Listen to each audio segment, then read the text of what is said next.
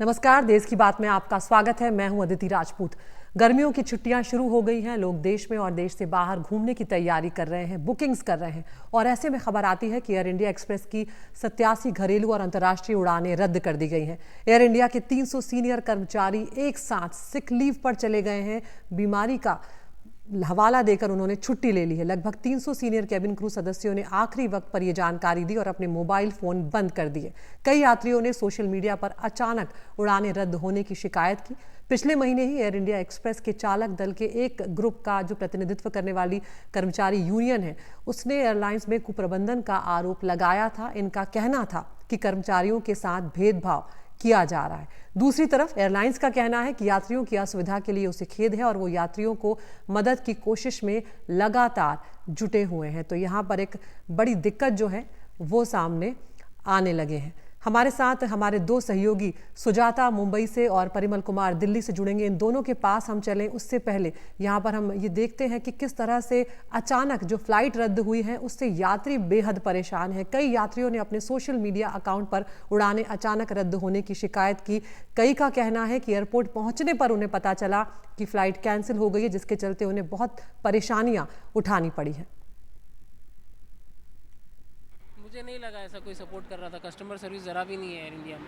Cancel करने में पहले सबसे भी बहुत बार ज्यादा ट्रैवल किया कैंसिल करने में नंबर 1 है वो लोग। फटाफट कैंसिल तो तुरंत मार दिया उन्होंने इस टाइम के, कैंसिल हो गया है। लेकिन हाँ, लेकिन रिक्वेस्ट हमारी ले रहे नहीं थे। हमने बोला भी उनको कि सर हमको जाने दीजिए। अभी आप यहाँ पर क्या करने का है? अभी मैं फिर से एक्चुअली मैं आया था इधर वापस देखने के लिए, लेकिन एयर इंडिया देख रहा हूँ तो मेरा मन नहीं कर रहा। मैं दूसरे काउंटर पर जाकर टिकट लेना पसंद करूँगा।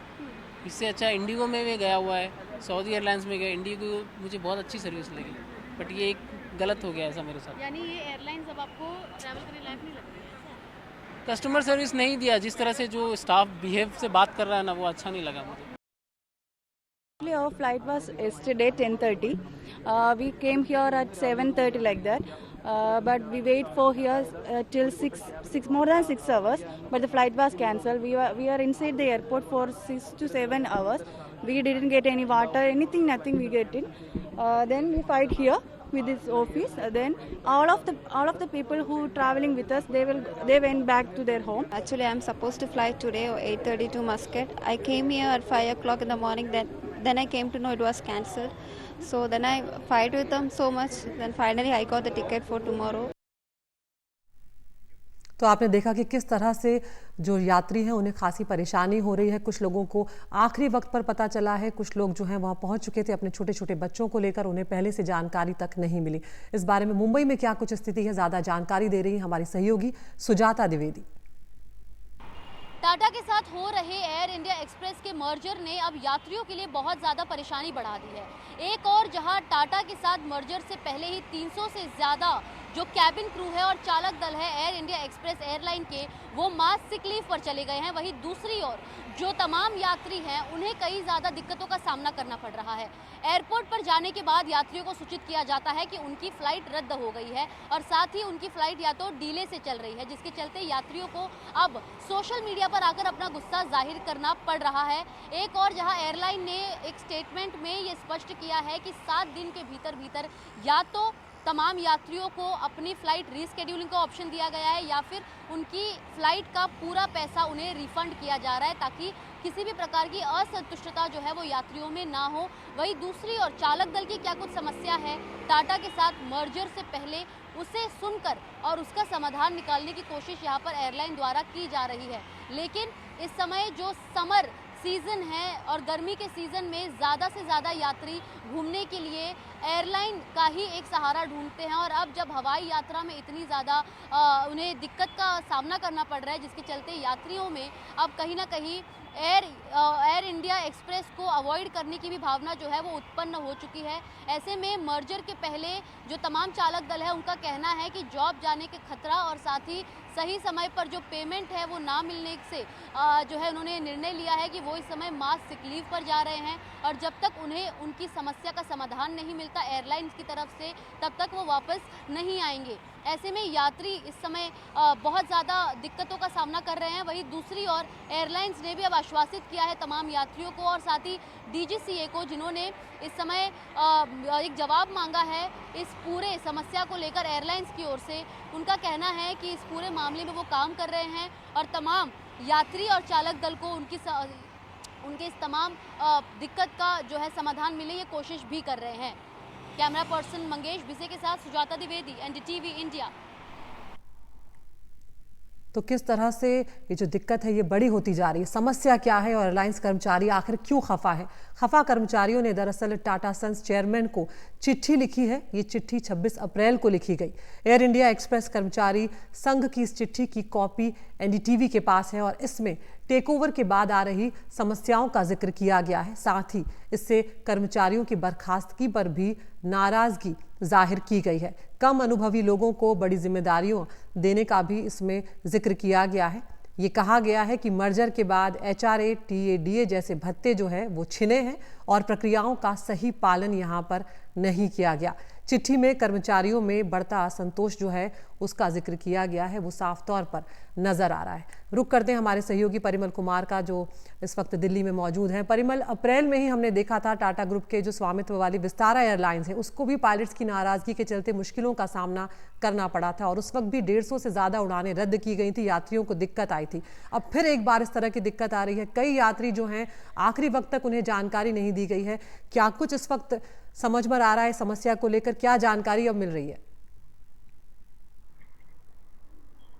देखिए, शुरुआत में तो यही समझना है अदिति कि भरोसा खोया है एयर इंडिया ने अपने यात्रियों को लेकर और एम्प्लॉय को लेकर, क्योंकि ये अचानक से उठाया गया कदम नहीं है बल्कि सोची समझी रणनीति के तहत उठाया गया कदम है। क्योंकि जिस चिट्ठी का आप जिक्र कर रही हैं वो अप्रैल के तीसरे हफ्ते की है और वहाँ पर जब ये विवाद पहले से ही गहराता जा रहा था तब इसको सुलझाने की कोशिश क्यों नहीं हुई?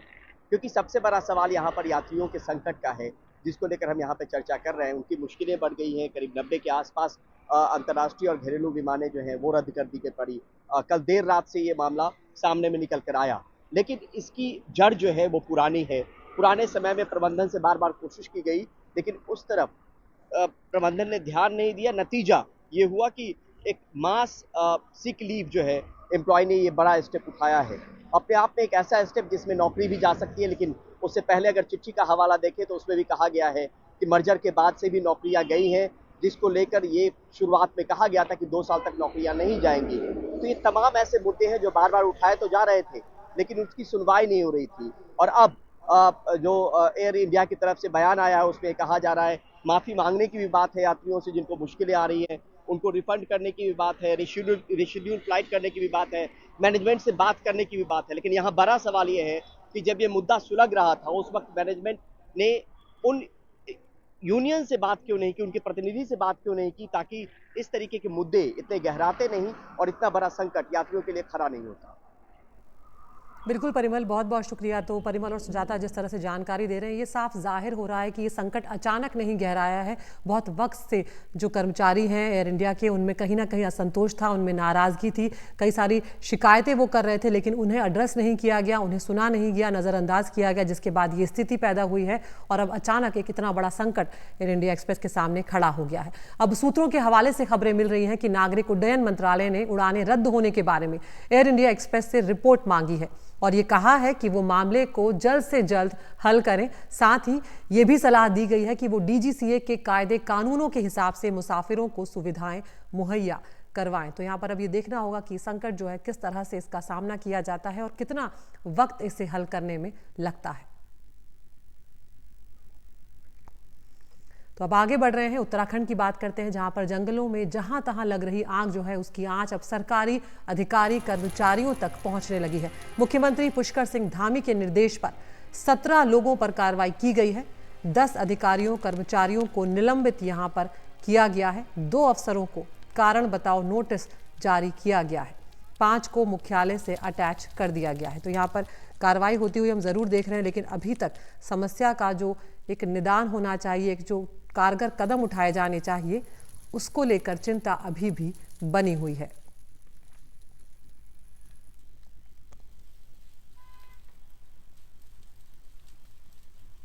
तो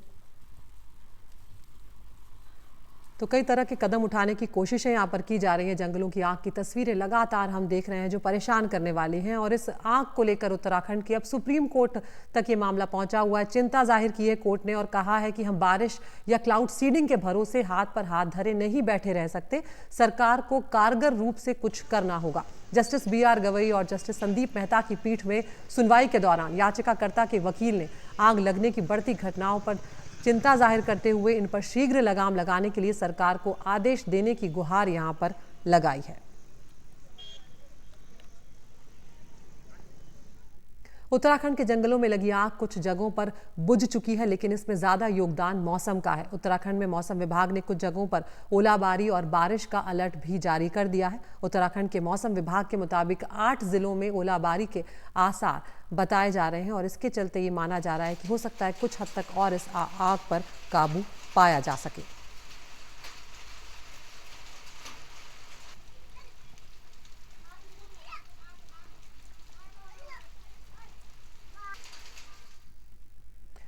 तो यहाँ पर सरकारी कार्रवाई और मौसम बदलने से पहले ही नुकसान जो है वो काफ़ी हो चुका है और भी हो रहा है। उत्तराखंड में अब तक 1316 हेक्टेयर जंगल जल चुके हैं। गढ़वाल में पिछले 24 घंटों में 5 जगहों पर और कुमाऊं में 55 जगहों पर आग की घटनाएं हुई हैं।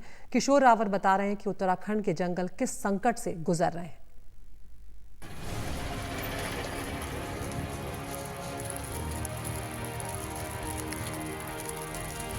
पहाड़ों पर आग लगी है और ये आग किसी के रोके रुक नहीं रही है। एक जगह अचानक आग शुरू होती है और एक लकीर सी खिंचती चली जाती है।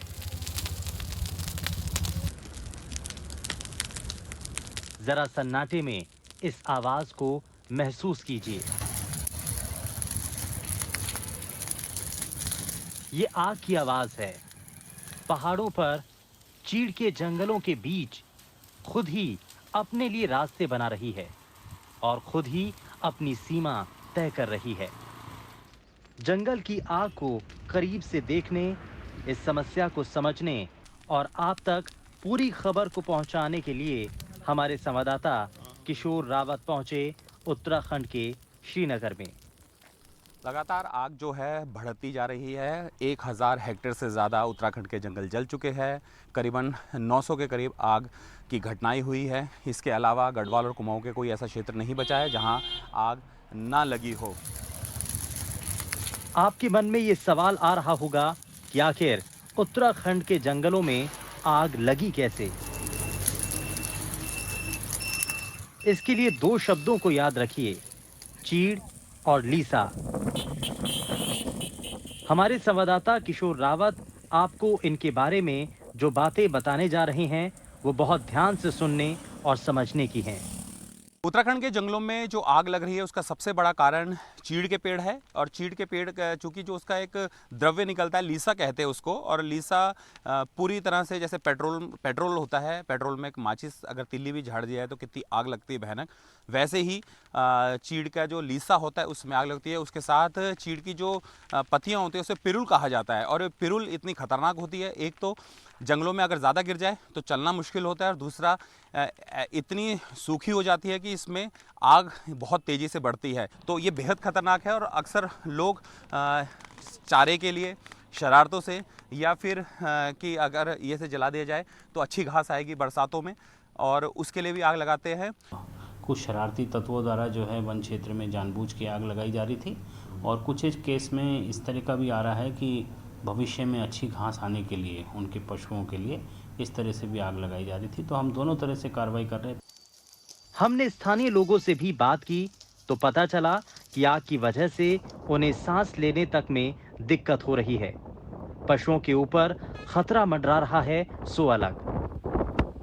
गर्मी में जो है कि चीड़ की जो पत्तियां होती है वो नीचे सूख के ज़मीन पे गिर जाती है, तो उसमें लोग अगर थोड़ी भी चिंगारी फेंक देते हैं, आग की चिंगारी, तो वो एकदम से आग पकड़ लेते। पूरा उत्तराखंड का जो एनवायरनमेंट है वो बिल्कुल ही दिल्ली की तरह हो चुका है। लोगों को सांस लेने में दिक्कत हो रही है। बाकी हम लोगों से चाहते हैं कि ज़्यादा जंगलों में आग ना लगाएं। जब यहाँ जंगलों में आग लग रही है और जो हमारे पशु जो भी वन्य जीव है वो शहरों की ओर प्रस्थान कर रहे हैं, इससे हम लोगों को खतरा बनता है। स्थानीय लोगों के लिए फिलहाल मजबूरी का नाम आग है। ना तो बुझा सकते हैं और ना ही किसी से शिकायत कर सकते हैं। उत्तराखंड का कोई ऐसा हिस्सा नहीं बचा है जहां इस वक्त आग ना लगी हो। ठीक मेरे पीछे देख सकते हैं कि ये आग कितनी भयानक है और धुआं भी काफ़ी उठ रहा है।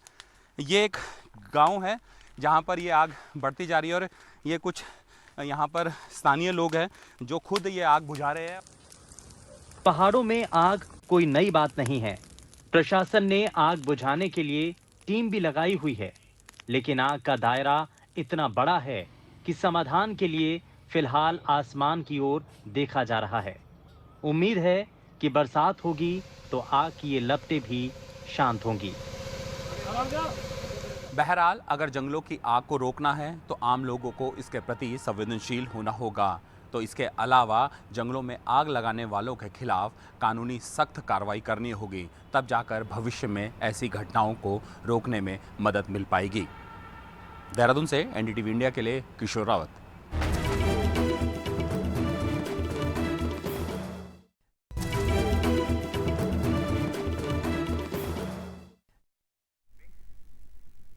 हरियाणा में बड़ा सियासी उलटफेर देखने को मिला है। हरियाणा में 3 निर्दलीय विधायकों ने बीजेपी का साथ छोड़कर कांग्रेस का हाथ थाम लिया है, जिससे सरकार पर संकट आ गया है। हालांकि हरियाणा के मुख्यमंत्री नायब सैनी ये दावा कर रहे हैं कि उनकी सरकार स्थिर है और उसे बहुमत हासिल है। उन्होंने एनडीटीवी से बात करते हुए कहा कि कांग्रेस ऐसी चीजें करती रहती है तो अविश्वास प्रस्ताव लेकर आ गए हैं, जबकि सरकार को कोई खतरा नहीं है। उनसे बात की हमारे सहयोगी गुरप्रीत सिंह चिन्ना ने। लोगों को इस बात का विश्वास हुआ है कि भारतीय जनता पार्टी के नेतृत्व में ही देश आगे बढ़ सकता है और जो संकल्प नरेंद्र मोदी जी लेते हैं उस संकल्प के ऊपर देश विश्वास करता है। तो क्योंकि कांग्रेस के बातों के ऊपर, घोषणाओं के ऊपर आज देश का विश्वास उठ चुका है। सर, जो हरियाणा में जो लगातार उथल पुथल चल रही है, इसको कैसे देख रहे हैं? जो 3 इंडिपेंडेंट एमएलए है वो वहाँ चले जाते हैं, उसके बाद लगातार कई क्यास लगाए जा रहे हैं, उसको कैसे देखते हैं? देखिए, कांग्रेस की नीति रही है भ्रष्टाचार को जन्म देना और वो झूठ बोल करके लोगों को सजग आग दिखा करके, बरगड़ा करके वो अस्थिरता का माहौल पैदा करते हैं। पीछे भी आप लोगों ने देखा, राहुल गांधी साहब जा करके जेएनयू के अंदर जो देश के टुकड़े की बात करता है उसको समर्थन देते हैं। और आपने देखा होगा अभी पिछले दिनों राहुल गांधी बोलते हैं मंच से कि मैं एक झटके में गरीबी समाप्त कर दूंगा। तो आपको क्या लगता है, कोई पॉलिटिकल डील हुई है? कल जो भूपेंद्र सिंह हुड्डा के पास चले गए, क्या लगता है? तो भूपेंद्र सिंह हुड्डा को मालूम है, इसको पूरा प्रदेश भी जानता है, पूरा देश भी जानता है कांग्रेस के चरित्र को, कांग्रेस के जो उनके कार्यक्रम होते हैं उनको पूरा देश जानता है। मेरा सर लास्ट सवाल है कि क्या हमारी सरकार स्टेबल है? क्या हमारी सरकार स्टेबल है? हमारे नहीं, देखिए अभी 10 मेरे ख्याल से 1 महीने पहले विश्वास प्रस्ताव हमने हासिल किया है। हर बार कांग्रेस पार्टी चाहे केंद्र है चाहे प्रदेश है, इनका तो एजेंडा एक ही है, विश्वास प्रस्ताव के ऊपर बात करो। ये केंद्र में भी लेकर के आए, इन्होंने अपने मुंह की खानी पड़ी।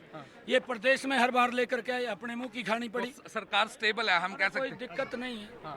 तो ये थे हरियाणा के मुख्यमंत्री। उनका कहना है कि सरकार बिल्कुल स्टेबल है और जो यहाँ पे अगर नंबर की बात करें तो उनके पास नंबर भी है। कैमरामैन राजेश के साथ गुरप्रीत सिंह चीना, एनडीटीवी, करनाल, हरियाणा। हालांकि हरियाणा विधानसभा की तस्वीर इसकी तस्दीक नहीं कर रही है। बीजेपी सरकार को समर्थन दे रहे 3 निर्दलीय विधायकों ने नायब सरकार से अपना समर्थन वापस ले लिया और तीनों विधायक अब कांग्रेस के साथ आ गए हैं। और इसका नतीजा ये हुआ है कि जो 90 सदस्यों की विधानसभा है उसमें फिलहाल 88 सदस्य हैं। बहुमत का आंकड़ा जो है वो 45 का है। तो अगर हम देखें तो बीजेपी के पास इस वक्त 40 विधायक हैं, कांग्रेस के पास 30 विधायक हैं। जेजेपी जो अब अलग हो चुकी है सरकार से, उसके पास 10 विधायक हैं। इनेलो के पास 1, हरियाणा लोकहित पार्टी जो है उसके पास भी 1 विधायक है और निर्दलीय जो है वो 6 हैं। तो अब देखना ये दिलचस्प होगा कि क्या जेजेपी कोई खेल करेगी या हरियाणा की राजनीति किस ओर बढ़ेगी, इस पर नजर हमारी बनी रहेगी।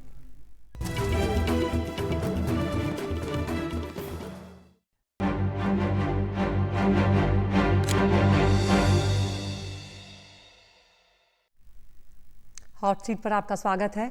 उत्तर प्रदेश की अमेठी लोकसभा सीट हमेशा चर्चा में रहती है। यहाँ से मौजूदा सांसद हैं बीजेपी की स्मृति ईरानी। इस बार भी पार्टी ने उन पर भरोसा जताते हुए टिकट दिया है और ये माना जा रहा था कि कांग्रेस से राहुल गांधी यहाँ से स्मृति ईरानी को टक्कर देंगे, लेकिन राहुल गांधी ने रायबरेली से लड़ने का फैसला लिया। हमारे सहयोगी रवीश रंजन शुक्ला अमेठी पहुंचे, वहां की जनता से बात की, वहां के मुद्दे जाने। आइए देखते हैं क्या कहती है अमेठी।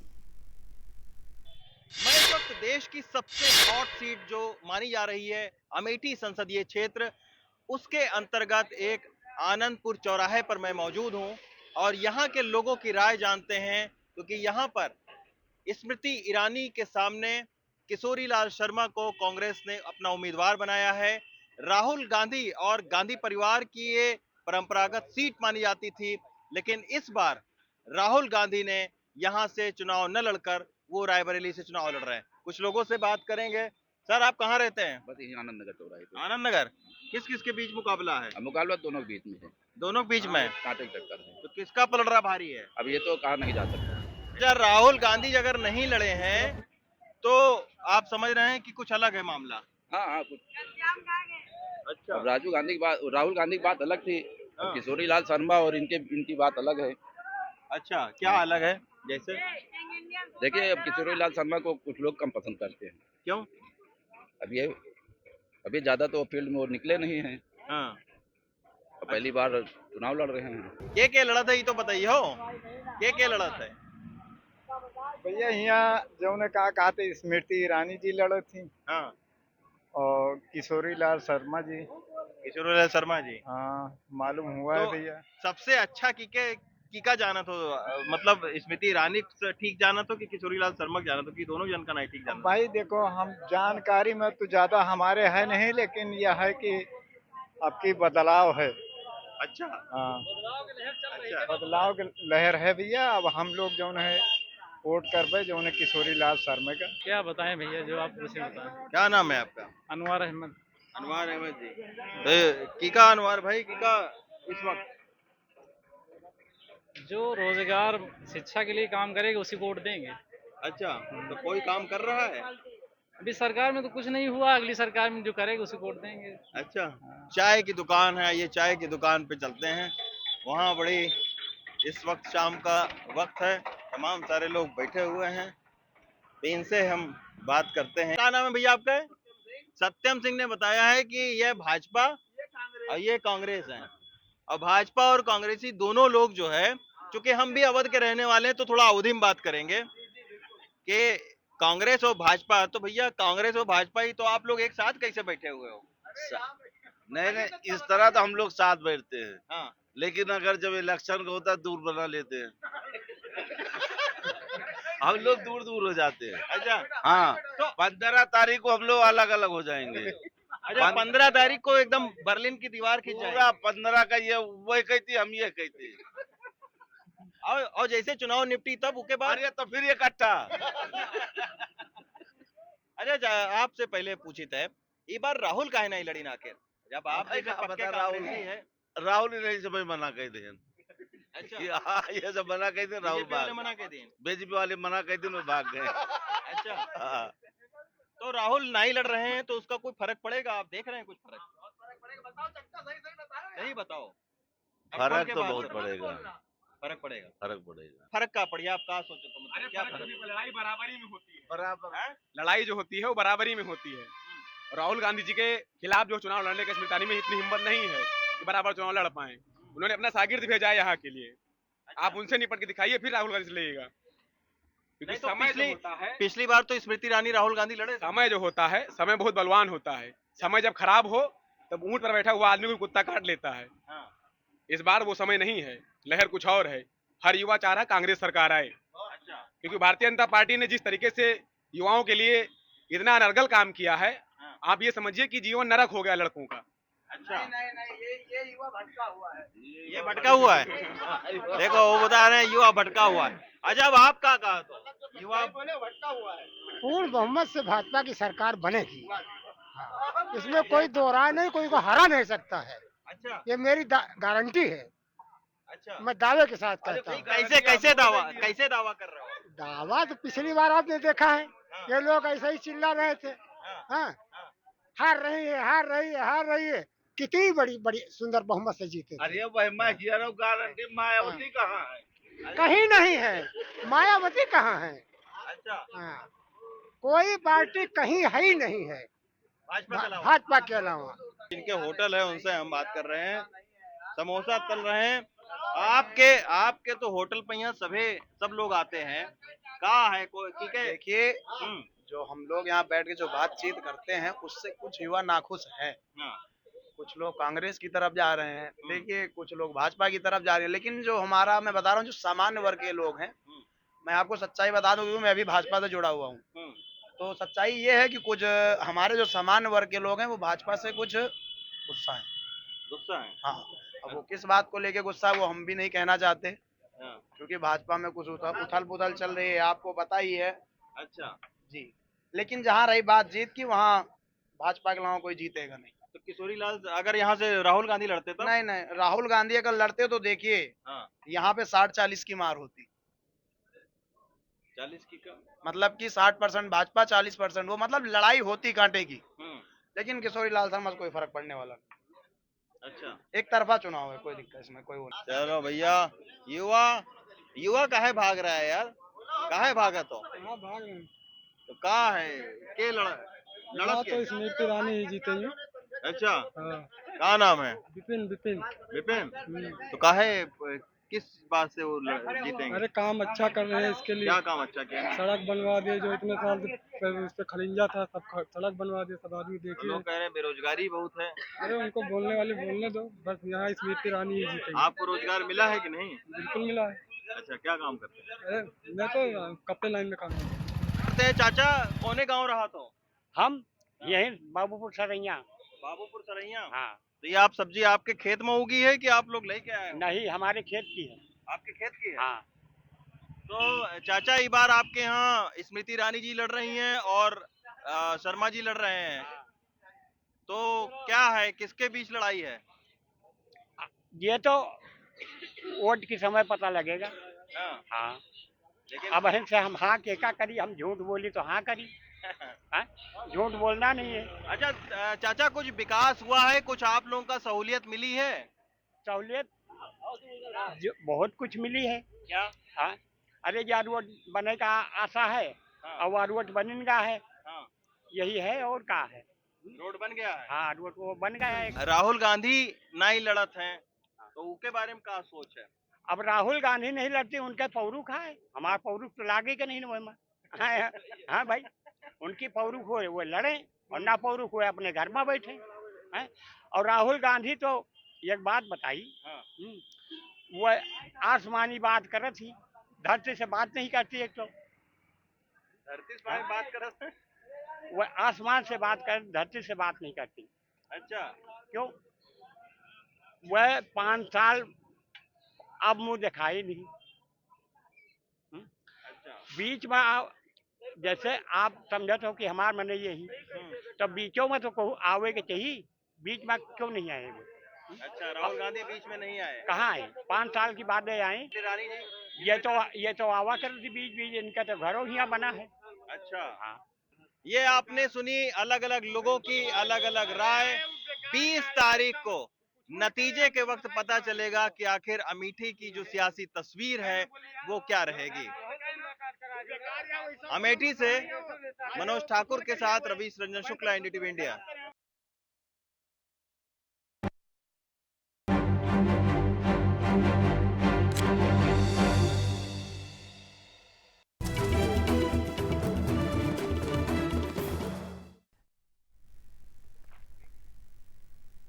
शोर कम काम ज्यादा, ये कहावत तो आपने सुनी होगी, लेकिन आज हम आपको एक ऐसे किरदार से मिलवाने जा रहे हैं जिन्होंने इस कहावत को काफ़ी हद तक सही साबित किया है। ये शख्स हैं उत्तर प्रदेश के मंत्री स्वतंत्र देव सिंह। बीजेपी के प्रदेश अध्यक्ष रह चुके स्वतंत्र देव सिंह फिलहाल यूपी के जल शक्ति विभाग के मंत्री हैं। हाल ही के दिनों में उन्होंने अपने विभाग में काफ़ी काम किया है। दिखाते हैं आपको ये खास रिपोर्ट।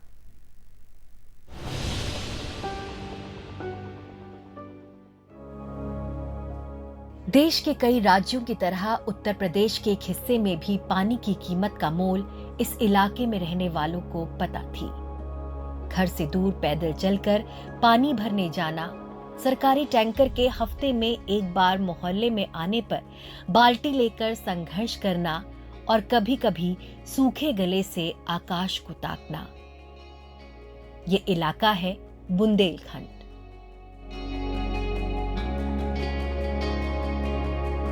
पहले तो इस तरह की दिक्कत होती थी कि यहाँ से जाके कम से कम 500 मीटर की दूरी में पानी लेने जाना पड़ता था। इसके बाद आज की डेट में जब ये जल योजना चली है तो आज बहुत अच्छी जो है तो पानी की सुविधा हो चुकी है और अब कोई दिक्कत नहीं है और समय की बचत भी हो रही है। ये कहानी सिर्फ इनकी नहीं बल्कि हजारों ऐसे लोगों की है जो बुंदेलखंड में रहते हैं और बीते 2 सालों में इनके घरों तक सरकारी पानी की पाइप पहुंची है। ये संभव हो पाया है केंद्र सरकार की हर घर नल योजना की वजह से। घर घर नल कनेक्शन, जो कभी किसी को पानी नहीं मिलता था, आप देखते थे ट्रेन से पानी मंगाते थे बुंदेलखंड की, आज करोड़ों लोगों को घर पर नल कनेक्शन पहुंच रहा है। हर घर नल देने की केंद्र की योजना में उत्तर प्रदेश नंबर 1 राज्य बना है। बीते कुछ सालों में जल शक्ति विभाग ने न सिर्फ हर घर नल योजना को लेकर बेहतरीन काम किया बल्कि बाढ़ रोकने में भी बड़ी सफलता हासिल की है। नहरों की सफाई से लेकर नाड़ियों को साफ रखने के लिए एसटीपी प्लांट का निर्माण हुआ। जल निकासी, लघु सिंचाई, नलकूपों का निर्माण, बांध का निर्माण कराकर जल शक्ति मंत्रालय ने बड़ी उपलब्धि हासिल की है।